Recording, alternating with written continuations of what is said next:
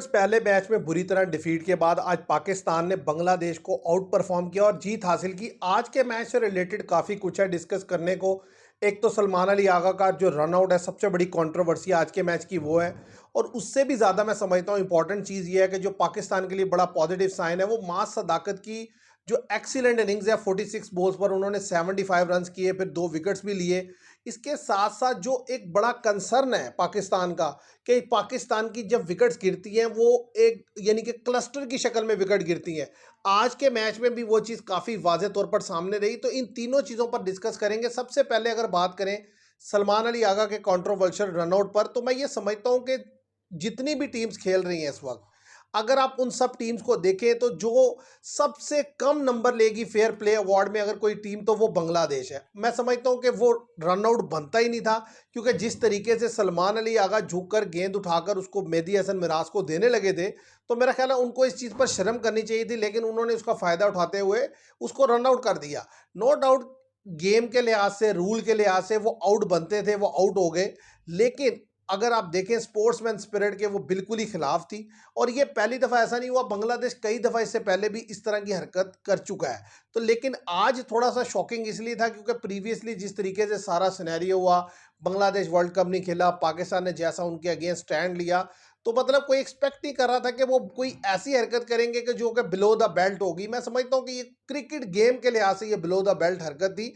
ये मुनासिब नहीं है, कोई भी करे, चाहे वो पाकिस्तान का कोई लड़का करे, बांग्लादेश का हो, इंडिया का हो। और बांग्लादेश की तरफ से इस सिचुएशन में इस तरह की हरकत होना, मेरा ख्याल है मेरी समझ से बाहर बात है। और सबसे बड़ी बात यह है कि फिर उस पर जो कैप्टन है और जो बाकी टीम है उसका उसे इंडोर्स करना और उसको आउट लेना। चले लड़के ने गलती कर दी तो बाकी लोग तो उसको जो है वो कंडेम कर सकते थे, ये कह सकते थे अंपायर को कि नहीं, इट्स ओके, हम इसको जो है वो नहीं दे आउट लेना चाहते, तो उसको ख़त्म भी किया जा सकता था। लेकिन उन्होंने जो है उसको एक्सेप्ट किया। बल्कि जब सलमान अली आगा ने उसके ऊपर बड़ा सख्त रिएक्शन दिया तो ज़रा उसके ऊपर वो जो है उनको फिर बुरा भी लगा। तो कहने की बात यह है कि ये मुनासिब हरकत नहीं थी और बिल्कुल ही अनफेयर। मैं से इसलिए समझता हूँ कि ये या तो ऐसी सिचुएशन हो कि जी आप मतलब कुछ तो मतलब सेंस क्रिएट हो रही हो कि जब आप उसे आउट कर रहे हो, वो साफ वादे तौर पर आपके साथ क्रीज के बाहर खड़ा है, या तो वो पहुंच ना सकता हो, वो एक कदम दूर है क्रीज से, वो आपको झुक के पकड़ाने की कोशिश कर रहा है। और वो भी इसलिए कि बॉल उससे टकरा कर वहां रुक गई, इसलिए। वरना अदरवाइज अगर चले कहीं जाकर पकड़ के ला रहा होता सब भी समझ आती है। तो मेरी समझ से बार बात है कि ऐसा उन्होंने क्यों किया है मेहदी हसन ने। लेकिन यह है कि वो उसका ना गेम में कोई फ़ायदा हुआ है, ना उनकी टीम को कोई फ़ायदा हुआ है, बल्कि उन इससे ज़्यादा उनकी जो क्रेडिबिलिटी थोड़ी बहुत बनी भी थी पीछे, जो स्टांस उन्होंने लिया था वो भी उन्होंने अपनी जो है शटर की है। तो मैं समझता हूँ बहुत ही डिसअपॉइंटिंग है। इसके ऊपर तो मेरा ये clear cut point of view है। अब बात करें अगर मास सदाकत की, देखिए पहले मैच में भी उन्होंने 20+ रन किए। आज उन्होंने अपनी नेचुरल इनिंग्स खेली। आज उन्होंने जहां जहां उनका जो स्ट्रॉन्ग एरिया है वहां वहां जब बॉल गिरा तो उन्होंने उठाकर उसे बाहर फेंका। 5 6 उन्होंने लगाए। वही नाहिद राणा जो कि पिछले मैच के सुपरस्टार थे, उनके अगेंस्ट उन्होंने बड़ी शानदार बैटिंग की।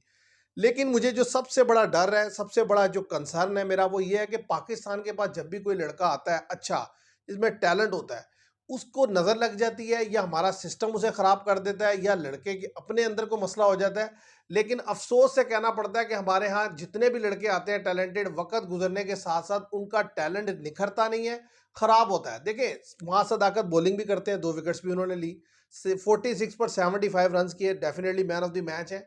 इसी वजह से पाकिस्तान जीता। उन्होंने गेम का मोमेंटम सेट करके दिया, नहीं तो नीचे वालों ने तो फिर आकर वही हरकत की जो कि पाकिस्तान पिछले इतने अरसे से कर रहा है कि आखिर की 7 विकेटें आपकी 45 रन पे गिर गई। तो कहना मैं ये चाहता हूं कि मां सदाकत का भी अब देखना ये होगा कि जैसे जैसे ये खेलते जाएंगे, इन्हें कुछ वक्त गुजरेगा, जाहिर है कुछ वीकनेसेस सामने आएंगी, कुछ ये गलतियां करेंगे, फिर आपका सिस्टम इसको किस तरीके से लेकर चलता है। क्योंकि साइम अयूब देख लें, आपके सामने एक बड़ी मिसाल है। वो लड़का ओडीआई के लिए बेहतर है अगर वो अपनी गलतियों पर काबू पा ले, लेकिन ना वो खुद पता नहीं काबू नहीं करना चाहता, ना उसे कोई समझाना चाहता है। अब वो हालत ये हो गई है कि वो लड़का जो परमानेंट मेंबर हुआ करता था पाकिस्तान की 50 ओवर टीम का, आज उसकी जगह ही नहीं बन रही, इसलिए कि वो बैटिंग में बिल्कुल रन्स करके दे ही नहीं रहा। वो सिवाय टांग के कहीं खेलने की कोशिश नहीं करता। मां सदाकत की जो अच्छी चीज मुझे लगी कि उन्होंने of side the off stump भी बाउंड्रीज लगाई, स्ट्रेट डाउन द ग्राउंड भी मारे हैं, लेग स्टंप पे भी मारे हैं। तो मतलब कहने की बात ये एक कंप्लीट पैकेज के तौर पर वो खेले हैं। और इसी तरीके से बॉलिंग में भी उन्होंने अच्छी बॉलिंग करवाई है। उम्मीद यही मैं करूँगा कि इस लड़के के साथ उन लड़कों जैसा ना हो जो प्रीवियसली लड़के अभी हमारे गुजरे हैं, जैसे कामरान गुलाम अच्छे भले टैलेंटेड प्लेयर हैं, इस वक्त वो टीम का हिस्सा नहीं है। अगर देखी जाए तो लास्ट 1-2 मैचों में बस उन्होंने रन्स नहीं किया, उसके अलावा वो लड़का रन्स कर रहा था, लेकिन उसको उठाकर जो है बाहर फेंका हुआ है। तो मतलब जब आप अपना टैलेंट खुद ज़ाया कर देंगे, तो ज़ाहिर है फिर अच्छे लड़के कहाँ से जो है वो खेलने के लिए सामने आएँगे। उम्मीद ही आप कर सकते हैं कि ये आइंदा जो है ये जो लड़के अब ट्राई करेंगे ज़ाहिर है वर्ल्ड कप से पहले और इनका जो एक कॉम्बिनेशन डेवलप करेंगे, एक तो ये लड़के खुद भी अपने आप को ठीक रखेंगे और सिस्टम भी इनको जो है वो गाइड करेगा कि भाई किस तरीके से आपने जो है ऑन ट्रैक रहना है। तो मुझे ऐसा लगता है कि इस लड़के के अंदर टैलेंट है, जिस तरीके से वो इमर्जिंग एशिया कप में उन्होंने खेला था, ऐसे ही आज उन्होंने बैटिंग करके बताया कि भाई ऑल राउंड द ग्राउंड वो शॉट्स खेलते हैं और बड़े ब्रेव क्रिकेटर हैं और यानी कि डर के नहीं खेले, बड़ा खुलकर खेले हैं। लेकिन दूसरी तरफ अगर बात कर ली जाए जो शमाइल हुसैन जिनके ऊपर बड़ी कंट्रोवर्सी रही कि तलत हुसैन के बेटे हैं, उन्होंने दोनों मैचेस में मैं समझता हूँ डिसअपॉइंट किया है इन अ सेंस कि जिस तरीके से वो पुल मारते हुए आउट हुए हैं, वाज़ेह तौर पे पता चल रहा है कि वो शॉर्ट पिच बॉलिंग के अगेंस्ट जो है वो स्ट्रगल करते हुए दिखाई दिए। तो उनका जो मैं समझता हूँ वो सिलेक्शन जो है वो पूरी नहीं उतर रही।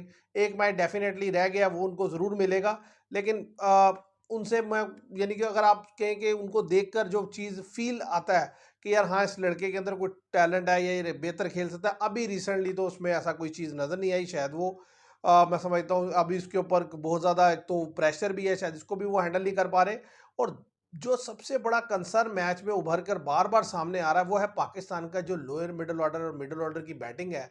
उसमें अगर आप देखें कि रिजवान और सलमान अली आगा 5 नंबर तक आपके पास बैट्समैन है, उसके बाद आपकी विकेटें ऐसे गिरती हैं जैसे ताश के पत्तों की तरह बिखर जाती हैं।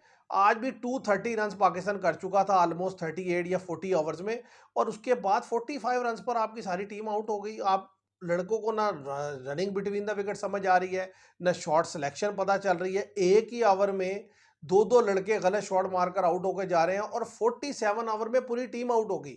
आप देखें कि वो मैच जिसमें आपकी ओपनिंग 13 ओवर में 100 कर दे और पहली विकेट 100 के बाद जाकर गिरे, उस मैच में आप 47 ओवर में आउट हो जाते हैं, जबकि 38 से 40 ओवर तक आपके सिर्फ 3 विकेट गिरे थे। तो ये लम्हा फ़िक्रिया है, अगर आप बांग्लादेश के खिलाफ आपकी ये हालत होगी, तो आप क्वालिटी साइड के अगेंस्ट सर्वाइव नहीं कर सकते। देखिए, एक तो हुसैन तलत मैं समझता हूँ कि उनको काफ़ी चांस दे दिया है, उन्हें मौका जब भी दे रहे हैं, वो नहीं डिलीवर करके दिखा रहे। इसी तरीके से अब्दुल समद आज रन आउट हो गए, लेकिन अगर उनको मैं देखता हूँ तो मुझे जस्ट उनका टी20 में तो कुछ समझ आती है कि उनको मौका दें, शायद वो कुछ करें। अदरवाइज़ ओडीआई में मेरी समझ में उनकी जो बैटिंग है नहीं आती। बल्कि मैं समझता हूँ अगर मिडल ऑर्डर में ट्राई करना है, हसन नवाज़ को किया जा सकता है मिडल ऑर्डर में, क्योंकि लंबी गेम में हो सकता है वो बेहतर खेल पेश करे, क्योंकि टी20 में आते ही शॉट्स खेलनी होती हैं। उधर वो कहीं न कहीं जो है वो काफ़ी ज़्यादा स्ट्रगल किए, जिसमें उन्होंने काफ़ी पुअर फॉर्म शो की, लेकिन अगर उनको ओडीआई में मौका मिले तो लगता है वो बेहतर कर सकते हैं। पाकिस्तान को अपने मिडल ऑर्डर को बेहतर करने की ज़रूरत है। देखिए, वर्ल्ड कप में जाने से पहले आपने अपने हर बॉक्स को टिक करना होता है और वो तभी टिक होगा कि जब आप अपनी गलतियों को आइडेंटिफ़ाई करते जाएँगे और उसमें जो है लड़के ऐड करते जाएँगे। अभी ज़ाहिर है मास सदाकत को आपने मौका दिया, उसने रन्स किया, ज़ाहिर है अभी और बड़े मैचेज़ हैं, उसमें वो खेलेंगे, देखते हैं वो क्या करते हैं। हो सकता है इंग्लैंड जाएँ, वहाँ खेलें, अगर टी20 या ओडीआई खेलने का मौका मिलता है। इसी तरीके से पाकिस्तान में जब होंगे, वहाँ पर ज़रा फ़खर जमान फिट होके आएँगे तो वो क्या करेंगे। साहिबज़ादा फरहान आज भी 30 रन्स किए, लेकिन उस तरह का फ़्लो नज़र नहीं आया जैसा कि टी20 में उनकी बैटिंग में फ़्लो नज़र आता है। मुझे नहीं समझ आ रही कि वो क्यों इतनी ज़्यादा इनिंग्स को एंकर करने की कोशिश कर रहे हैं, बड़ा रुक-रुक के खेलते हैं। उनका जो नेचुरल स्टाइल है, वो ही बेहतर है। अगर वो ऐसे खेलेंगे तो वो ज़्यादा उनके लिए बेहतर रहेगा, बजाए ये कि वो इस तरीके से रोक-रोक कर खेलें। तो व्यूअर्स, मैच तो पाकिस्तान ने जीत लिया, 1-1 से सीरीज़ बराबर है। अब जो है फाइनल जो होगा वो यानी कि संडे को फाइनल डिसाइडर है, उसमें देखते हैं क्या होता है। अच्छा कमबैक है, लेकिन वो एरिया जो मैंने आपके सामने हाईलाइट किए हैं, जब तक इन पर काम नहीं होगा, आप इन अ लॉन्ग रन बेहतर परफॉर्मेंस नहीं दे सकते। आप भी कमेंट में बताइएगा, जो-जो चीज़ें मैंने डिस्कस की हैं, आप इनसे एग्री करते हैं, डिसएग्री करते हैं। Thank you very much.